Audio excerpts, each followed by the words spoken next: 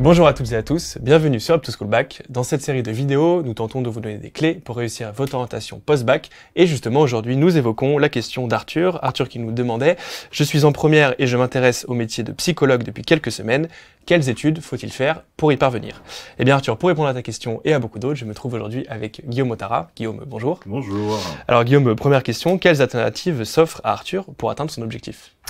Alors pour devenir psychologue en France, il faut un titre certifié de psychologie. Ça, c'est quelque chose de très important parce que il convient peut-être de présenter un petit peu cette filière et tous les psy quelque chose qu'on peut entendre. Donc il y a le psychologue qui est psychologue clinicien souvent, qui a son titre certifié reconnu par l'État, un titre qui ne s'obtient que dans des universités ou dans l'école de psychologue praticien qui permet d'obtenir le titre de psychologue. Donc ça, c'est la première chose à retenir. Ensuite, il y a le psychiatre. Ça, c'est différent. Lui, c'est un médecin, c'est un praticien qui a fait des études de médecine. La vraie différence entre le psychologue et le psychiatre, c'est que le psychiatre va aller sur les maladies mentales qui peuvent exister, alors que le psychologue va plus travailler sur une question de bien-être général. En gros, on va voir un psychiatre quand il y a une maladie et le psychologue, il peut nous aider dans les soucis du quotidien qu'on peut rencontrer. Et puis après, il y a le terme de psychothérapeute. Alors là, c'est encore quelque chose de supplémentaire. C'est une certification en plus qui s'obtient avec un certain nombre de critères. Et il faut se méfier parce qu'on a ensuite tout un tas de termes comme le psychanalyste, comme les psychopathologistes, des choses comme ça, etc. Des termes qui, eux, ne sont pas réglementés. Le psychanalyste, par exemple, il fait à peu près la même chose que le psychologue, sauf qu'il n'a pas le titre de psychologue où il peut l'avoir en complément, mais c'est une manière différente d'avoir. Et puis, il y a ensuite des coachs qui se prétendent aussi psychologues, mais eux, à partir du moment où ils n'ont pas le titre de psychologue, c'est qu'ils n'ont pas fait ces années d'études en psychologie. Voilà, c'est important de le dire. Il y a donc cette option de faire des études de psychologie pour devenir psychologue, de faire des études de médecine pour devenir psychiatre. Voilà, bon, maintenant c'est très clair. Alors au niveau du profil maintenant, on imagine qu'il faut avoir certaines qualités d'empathie, forcément. De manière générale, quels sont les profils qui s'épanouissent dans ce genre de filière ?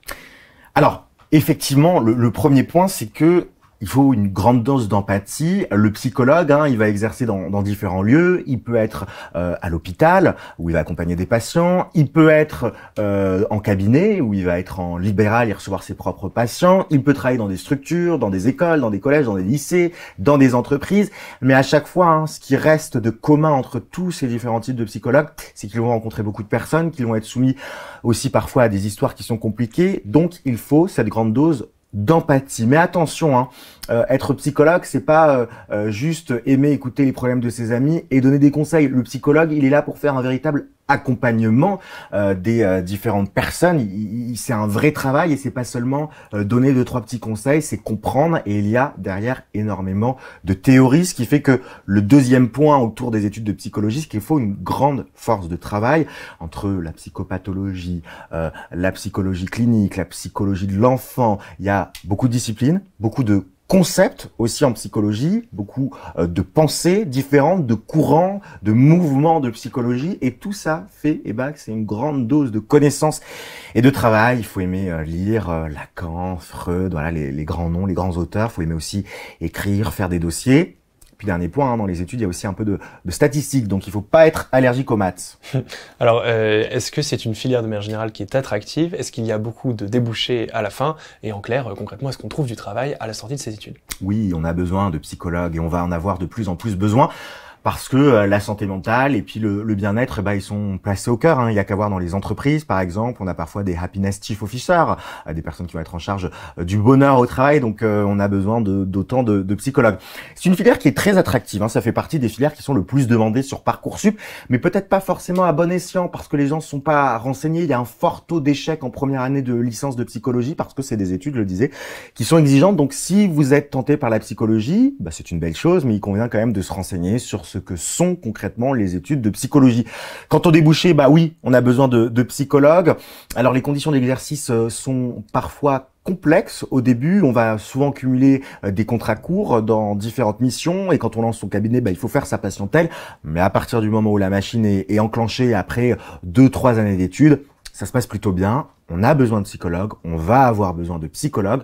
Donc, c'est des études dans lesquelles on peut se lancer. La clé étant de maximiser votre nombre de stages. De toute façon, pour obtenir le titre de psychologue certifié ou bien le titre de psychothérapeute, il y a un nombre d'heures à respecter. Mais essayez de maximiser, et même dès la classe de première ou de terminale, n'hésitez pas à taper la porte de certains psys pour faire des stages d'observation. Ça vous permettra de voir concrètement ce que peut être le quotidien des psychologues en France.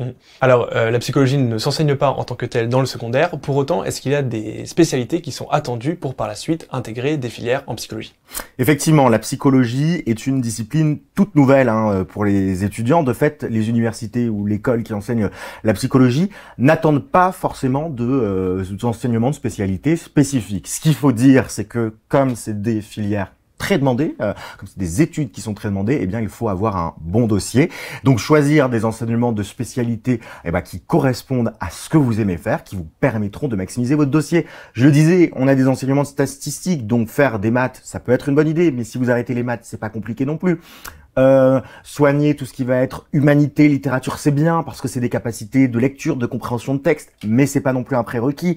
La biologie, c'est très important parce que vous allez par exemple étudier le fonctionnement du cerveau, donc avoir des connaissances en biologie, c'est important, mais de toute façon, tout sera repris à zéro.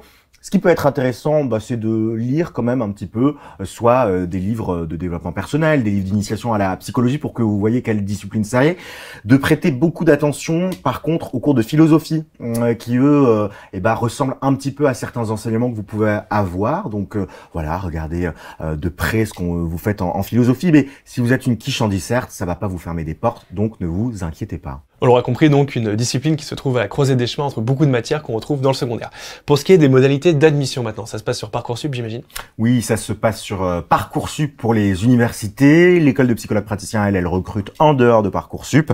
Et ce qu'il faut dire, c'est qu'il faut dans tous les cas un excellent dossier. Et voilà, comme ça c'est très clair. Un grand merci à toi Guillaume pour l'ensemble de tes réponses. Un grand merci à vous de nous avoir suivis. N'hésitez pas à liker et à vous abonner à la chaîne Top to School Back. Et quant à moi, je vous dis donc à très bientôt pour une nouvelle vidéo d'orientation. Merci à tous.